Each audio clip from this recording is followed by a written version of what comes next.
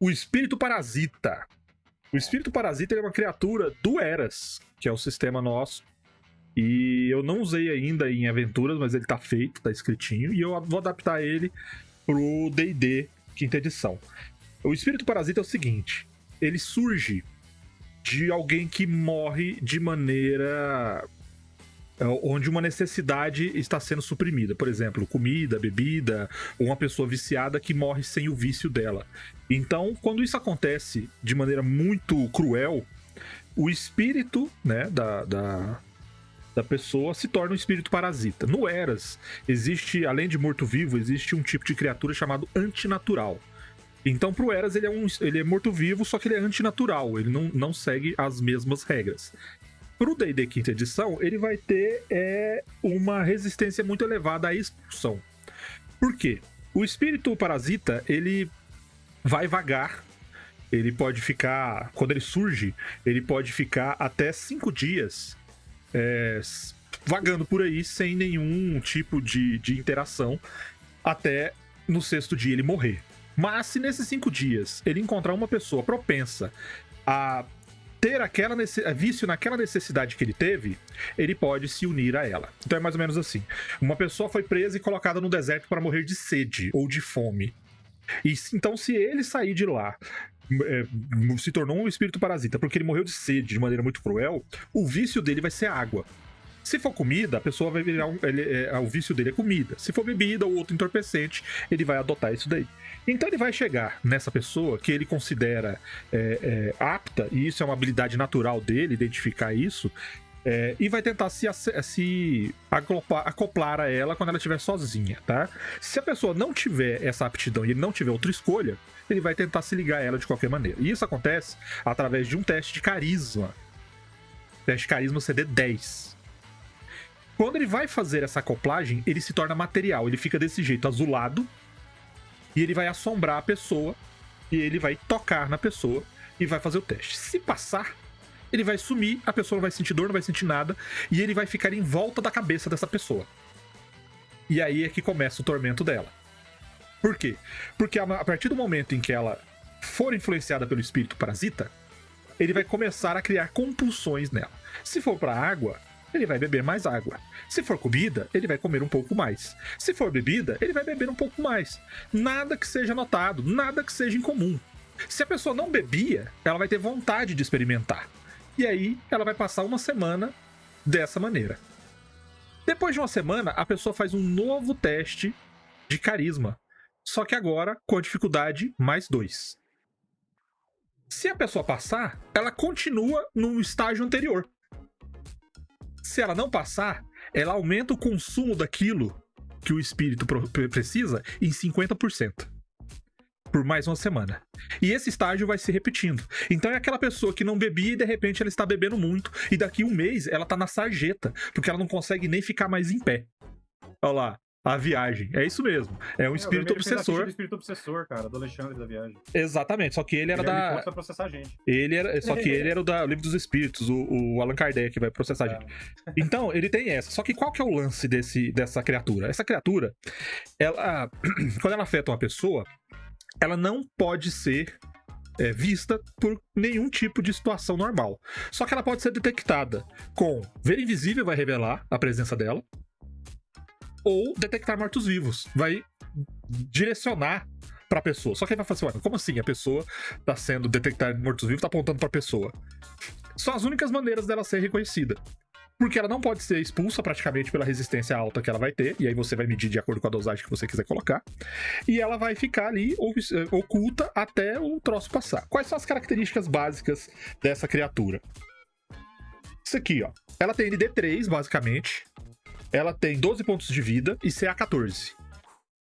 Tá? Força 2, destreza 14, constituição 12, inteligência 2, sabedoria 14, carisma 14.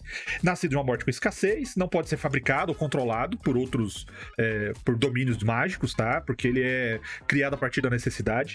E ele tem um bônus de dificuldade de mais 8 para qualquer teste, para expulsar ou influenciar. E ele é movido à compulsão. Então, ela já é uma criatura diferenciada.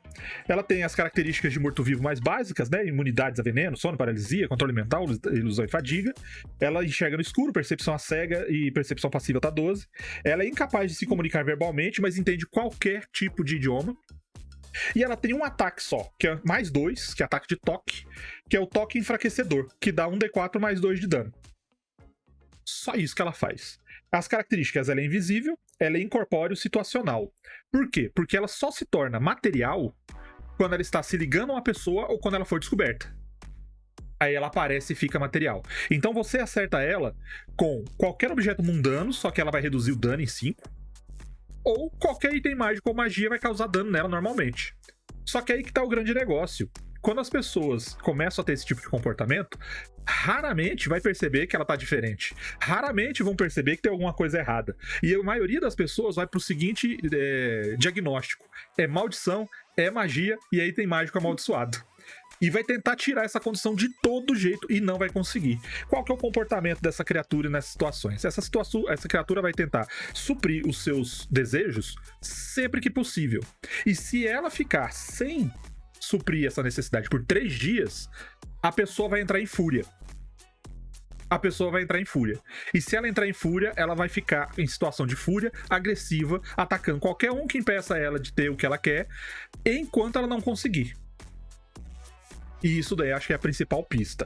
Como é que você trata isso daí? Você trata isso daí isolando a vítima até ela não ter compulsão, porque normalmente quando a vítima desse espírito dorme, você consegue ter um pouco de paz até levar alguém para tratar.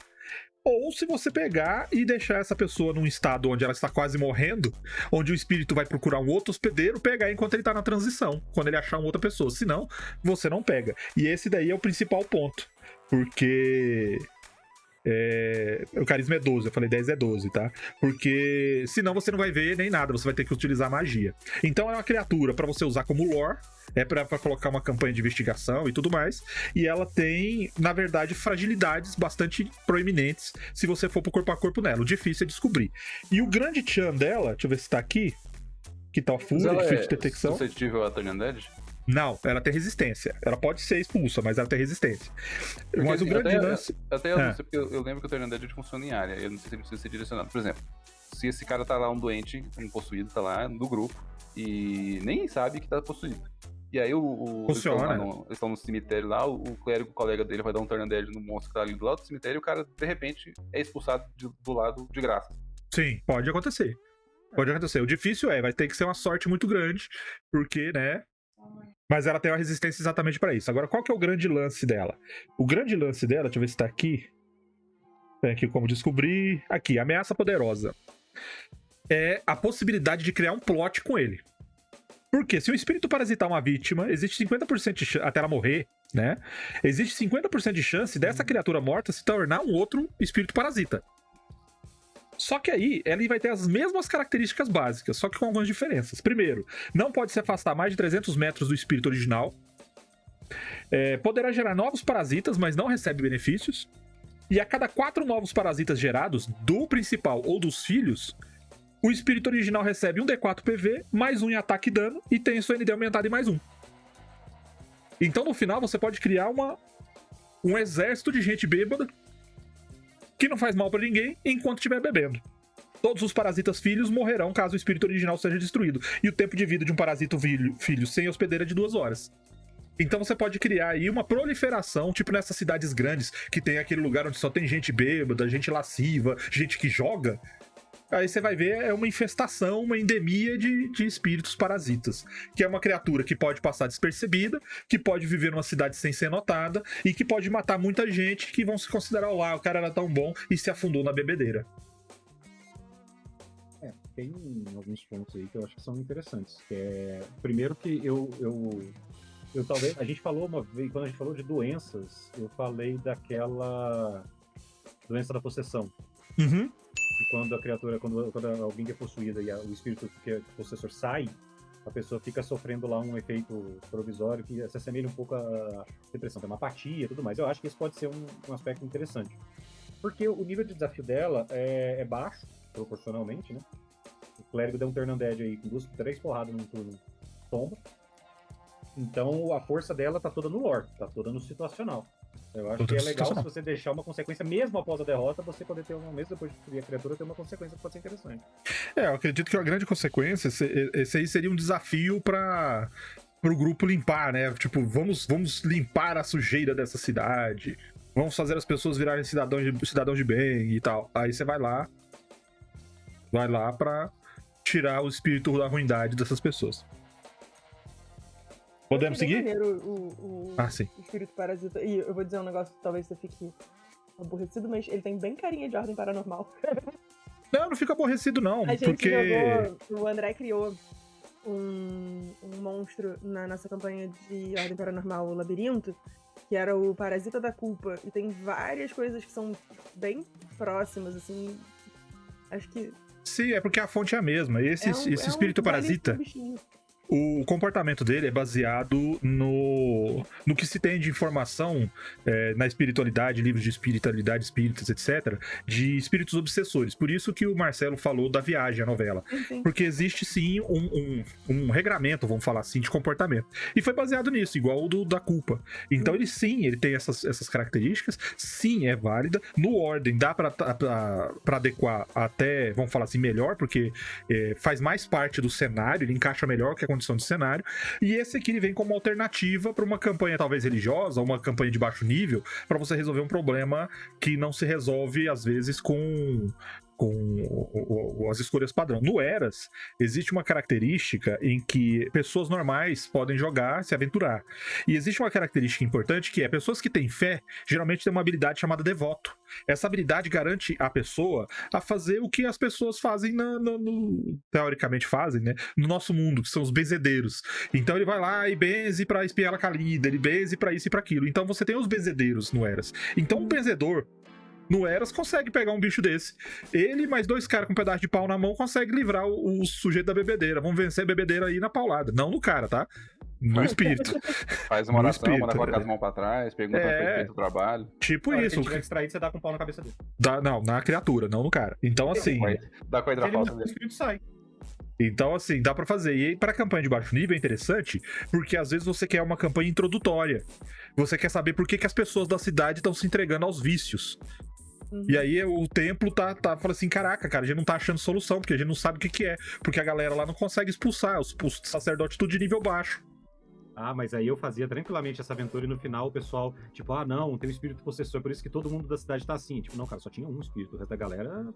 Era da sacanagem mesmo, era da cachaça. O resto da galera é só porque curte aí a pedrinha do anão aí, ervinha do elfo e vai embora.